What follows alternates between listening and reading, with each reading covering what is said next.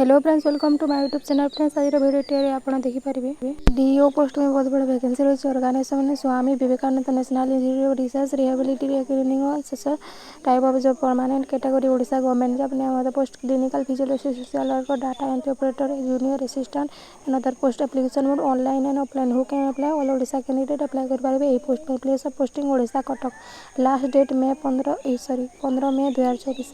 Gender both male and female apply कर पारे। Post educational qualification candidate must have pass a bachelor degree master degree MPhil from recognised university with work experience.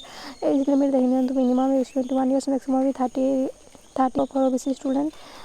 Salary देखि नियंतु 21,000 ରୁ 1 लाख पर्यंत रही। For selection पैसा written examination हम application fees आपंकर रही 500 लेखान। पीएचडी और एससी कैंडिडेट रही 250। Educational qualification all educational qualification to डेसन two passport size photo caste certificate आधार card residence certificate experience certificate biodata voter ID.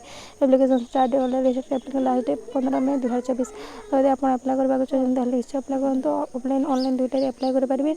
यदि भिडियो भल लगा भिडियो लाइक करदेवे, चैनल को सब्सक्राइब कर बेल आइकन ऑन करदेवे। ताद्वारा नूतन भिडियो नोटिफिकेशन आप प्रथम पाइबे।